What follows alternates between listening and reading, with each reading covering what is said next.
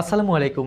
খবর সংযোগের বিশ্লেষণমূলক অনুষ্ঠানের আজকের ভিডিওতে আমরা কথা বলবো এমন একটি বিষয় নিয়ে যা হয়তো আগামী কয়েক মাসে পুরো বিশ্বের মানচিত্র বদলে দিতে পারে। ওমানের মাস্কাটে বসেছিল একটি গোপন বৈঠক। টেবিলের এক পাশে ইরান আর অপর পাশে আমেরিকা। বিষয় পরমাণু কর্মসূচি। আর আজ ঠিক কিছুক্ষণ আগে ইরানের পররাষ্ট্রমন্ত্রী আব্বাস আরকচি এসে বলে দিলেন তারা কখনোই শূন্য সমৃদ্ধকরণ মেনে নেবেন না।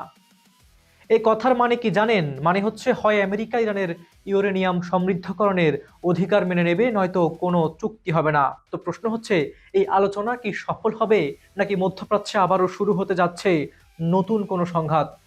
আর এর সাথে রাশিয়া চীনের ভূমিকাই বা কি? চলুন পুরো বিষয়টি ধাপে ধাপে বিশ্লেষণ করি।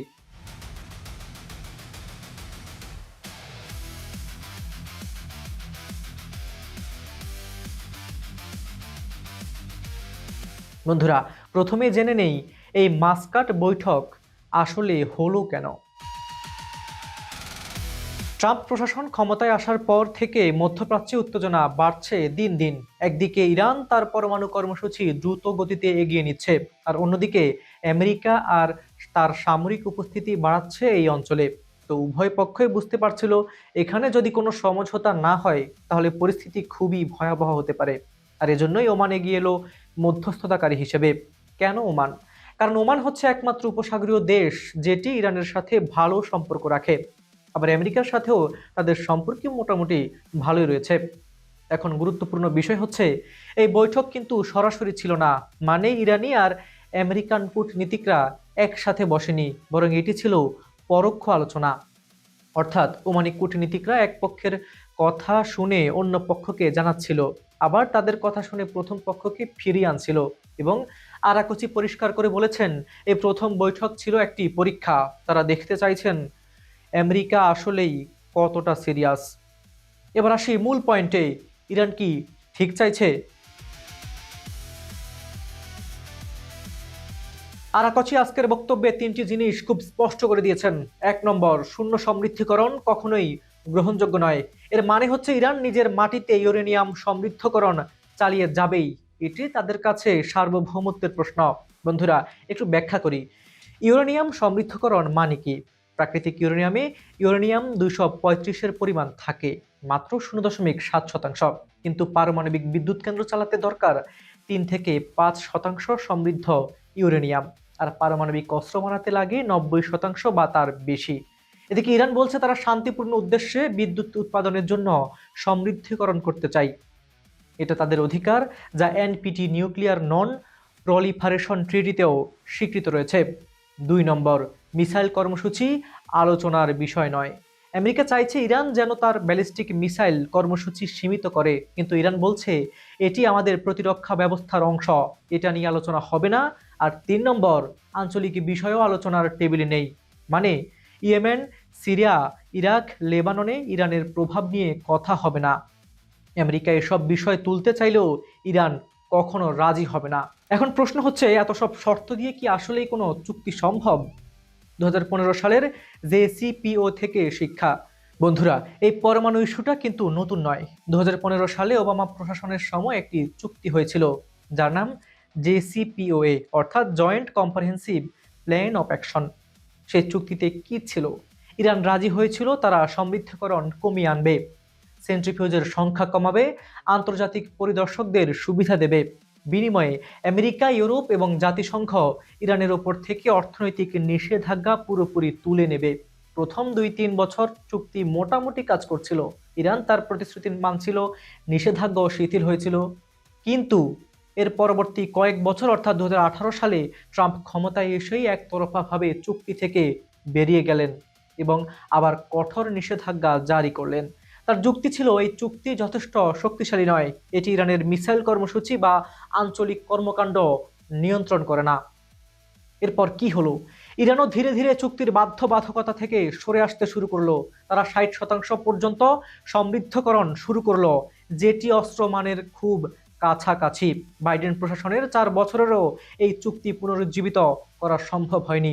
কারণ ইরান বলছিল, আমরা একবার প্রতারিত হয়েছি, এখন শুধু কাগজে কলমে চুক্তি নয়, আমাদের চাই শক্ত গ্যারান্টি।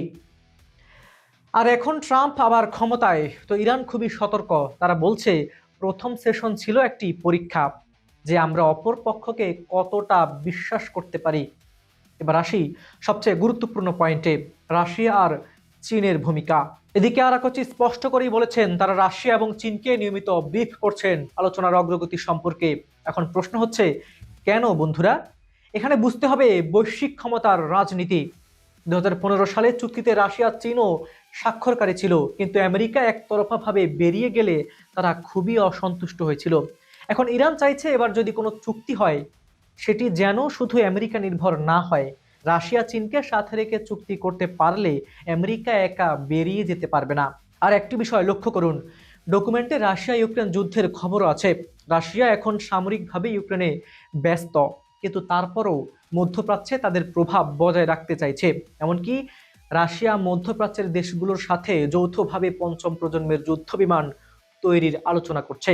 এটা কি শুধুই ব্যবসা, নাকি এর পেছনে আছে ভূ রাজনৈতিক উদ্দেশ্য? চীনও চুপ নেই, তারা ইরানের সাথে 25 বছরের কৌশলগত চুক্তি করেছে। তেল, গ্যাস থেকে শুরু করে পরিকাঠামো সবকিছুতে চীনের বিনিয়োগ। তো মূল কথা হচ্ছে, এই পরমাণু আলোচনা শুধু ইরান আমেরিকার বিষয় নয়, এটি হচ্ছে আমেরিকা বনাম রাশিয়া চীন ব্লকের একটি বৃহত্তম ক্ষমতার লড়াই। এখন অনেকে হয়তো ভাবছেন সৌদি আরব আর মধ্যপ্রাচ্যের একটি দেশ এতে কোথায় রয়েছে। আমাদের সাথে শেষ পর্যন্ত থাকুন, অবশ্যই জানতে পারবেন। দেখুন বন্ধুরা, মধ্যপ্রাচ্যের রাজনীতি অত্যন্ত জটিল। সৌদি আরব কখনোই চায় না ইরান পরমাণু অস্ত্র পাক, কারণ ইরান সৌদি প্রতিদ্বন্দ্বিতা এই অঞ্চলের একটি প্রধান বাস্তবতা।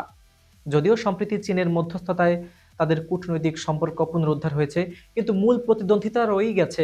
আর মধ্যপ্রাচ্যের এমন একটি দেশ তো প্রকাশ্যে বলেছে তারা কখনোই ইরানকে পরমাণু অস্ত্র পেতে দেবে না, প্রয়োজনে সামরিক হামলা করা হবে। বুঝতে পারছেন সেই দেশটি কোনটা? কমেন্টে জানান। গত কয়েক বছরে ইরানের পরমাণু বিজ্ঞানীদের হত্যা, পরমাণু স্থাপনায় রহস্যজনক বিস্ফোরণ, এসবের পেছনে মধ্যপ্রাচ্যের একটি দেশের হাত আছে বলে ব্যাপক অভিযোগ রয়েছে। তো এখন আমেরিকা যদি ইরানের সাথে চুক্তি করে, সৌদি মধ্যপ্রাচ্যের একটি দেশ খুশি হবে না। আবার চুক্তি না করলে ইরান হয়তো আরও দ্রুত পরমাণু সক্ষমতার দিকে এগিয়ে যাবে, সেটাও সৌদি মধ্যপ্রাচ্যের একটি দেশের জন্য খুবই বিপজ্জনক। এটাই হচ্ছে আমেরিকার ডাইলেমা। এরপর কি হতে পারে? তো বন্ধুরা, এখন প্রশ্ন হচ্ছে এরপর কি হবে।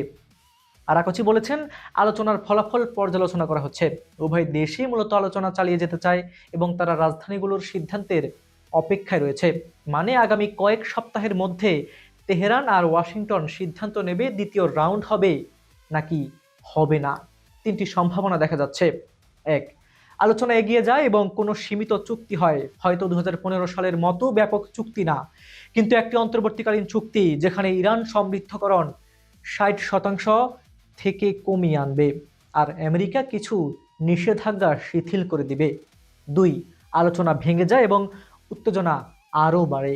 মধ্যপ্রাচ্যের একটি দেশ হয়তো ইরানের পরমাণু স্থাপনায় হামলা করে, আমেরিকা আরও নিষেধাজ্ঞা দেয়, ইরান হরমুজ প্রণালী অবরোধের হুমকি দেয়, পুরো অঞ্চল অস্থিতিশীল হয়ে ওঠে। তিন, একটি লিম্ব অবস্থা, না চুক্তি না যুদ্ধ, মাঝে মাঝে আলোচনা, মাঝে মাঝে উত্তেজনা, এই অনিশ্চয়তা চলতেই থাকে। আমার মতে তৃতীয় সম্ভাবনাই বেশি বাস্তবসম্মত, কারণ কোনো পক্ষই এই মুহূর্তে সরাসরি যুদ্ধ চায় না, কিন্তু আবার পূর্ণ চুক্তির জন্য প্রয়োজনীয় আপোষ করতেও তারা রাজি নয়। বন্ধুরা, এই পুরো বিষয়টি আমাদের জন্য খুবই গুরুত্বপূর্ণ, কারণ মধ্যপ্রাচ্যে যা ঘটে তার প্রভাব পড়ে তেলের দামে, শিপিং রুটে, বৈশ্বিক অর্থনীতিতে।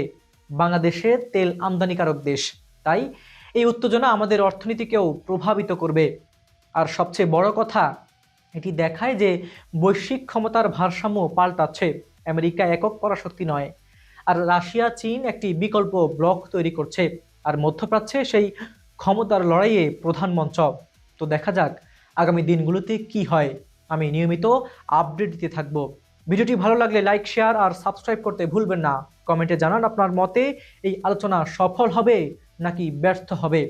খবর সংযোগের ভিডিওগুলো পৃথিবীর কোন প্রান্ত থেকে দেখছেন, Bangladesh, Bharat, America, Europe, UK, Canada, Australia, New Zealand, মধ্যপ্রাচ্য, যেখান থেকে দেখুন না কেন আমরা আপনার মতামত শুনতে চাই। আপনাদের এক একটি মন্তব্যই আমাদের টিমের জন্য নতুন শক্তি। আজ এই পর্যন্তই। সবাই ভালো থাকুন, সুস্থ থাকুন। আল্লাহ হাফিজ।